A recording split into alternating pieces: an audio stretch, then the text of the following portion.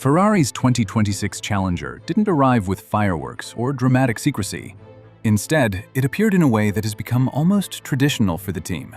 A highly representative render, followed almost immediately by real-world running. Within minutes of its digital reveal, the SF-26 rolled onto the Fiorano circuit and completed a clean, controlled shakedown.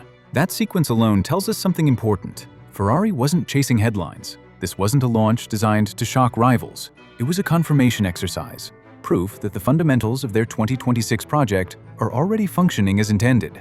And that's crucial, because Ferrari has been very clear about its development roadmap. From everything coming out of Maranello, the SF-26 we're seeing now is just the A-spec. This version is expected to run at the Barcelona test, followed by a B-spec update in Bahrain, and then a further evolution in Melbourne. In other words, Ferrari is planning staged development from the very start of the season, rather than gambling everything on one extreme concept. That approach immediately separates them from some rivals. The early Fiorano running wasn't about lap times or performance comparisons. It was about systems checks, correlation, and understanding whether the car behaves predictably across its operating window. That information becomes even more valuable ahead of the private Barcelona test, where Ferrari will finally gather longer runs and meaningful data under controlled conditions. Visually, the SF-26 doesn't scream radical innovation. In fact, compared to some competitors, particularly Mercedes, the Ferrari looks relatively conservative.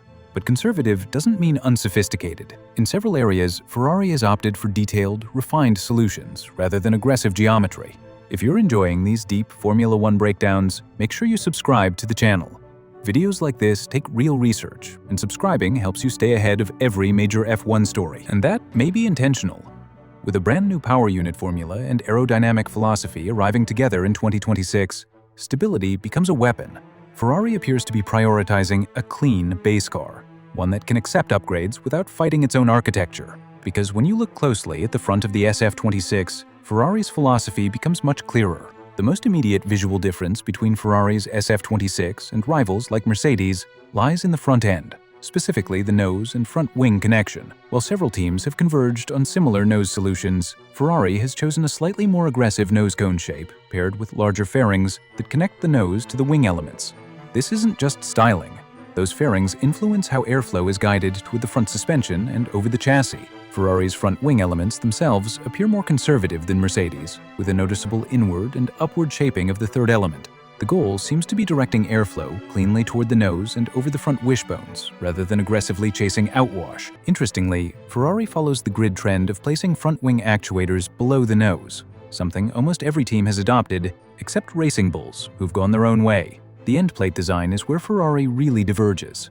While the basic structure remains familiar, footplate plus inward curving end plate, Ferrari has added a unique contour that promotes controlled outwash from the footplate area. This helps manage tire wake without relying on additional fins or dive planes, which other teams have chosen to use. This approach mirrors Ferrari's historical preference for cleaner, simpler aero solutions. Brake ducts offer another clue.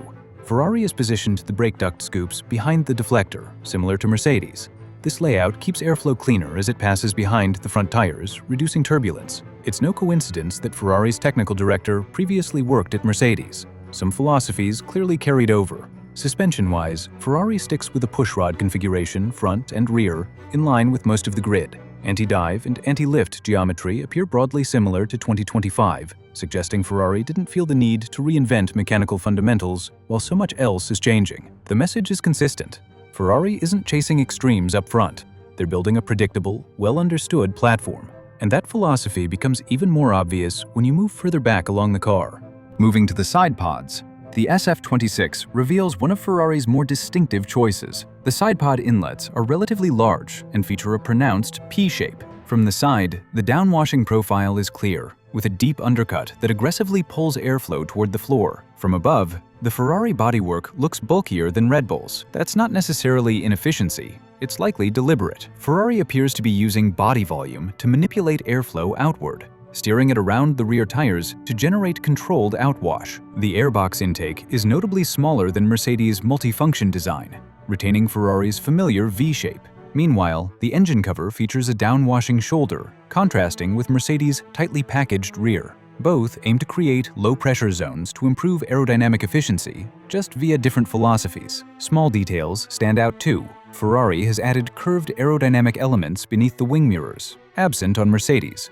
which act as airflow separators. These guide air toward the diffuser while also channeling flow outward along the side pods. The shark fin design is serrated, featuring small cooling channels while smoothing airflow toward the rear wing, evoking elements from the 2017 era.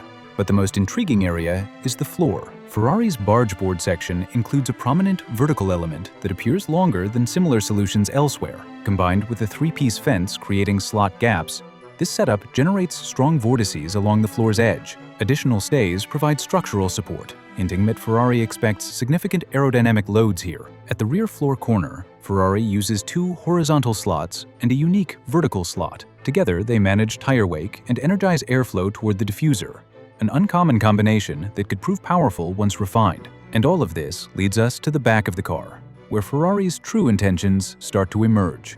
At the rear, the SF-26 continues its theme of controlled simplicity. The rear wing design is slim and low drag, similar to Mercedes' approach. Ferrari uses a double connector layout with slightly wider spacing between mounts, subtle but potentially meaningful in how the wing flexes and loads. Cooling is clearly a priority. The rear cooling outlet is massive, suggesting Ferrari has prioritized thermal stability early on, even if that costs some aerodynamic efficiency in baseline form. This aligns with their staged upgrade philosophy. The diffuser shows kick lines that may or may not represent the final geometry. Ferrari has a history of disguising diffuser details during early running, so definitive conclusions will have to wait.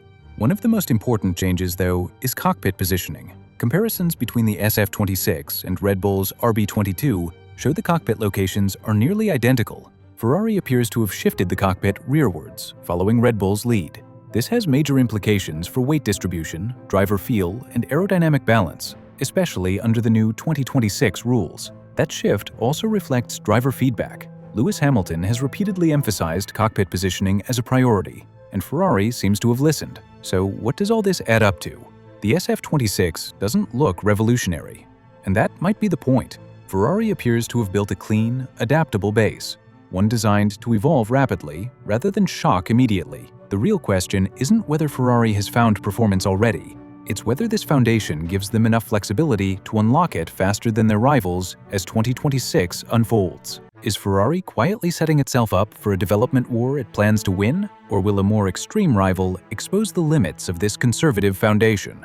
Now, if you want to see what really happened during Red Bull's Barcelona shakedown, check out Verstappen's shocking adaptation to Ford RB22 exposed on Barcelona shakedown. That video breaks down how Verstappen adjusted his driving immediately, what the onboard footage reveals about the RB22's balance, and why Red Bull's calm approach during testing may be more telling than any lap time.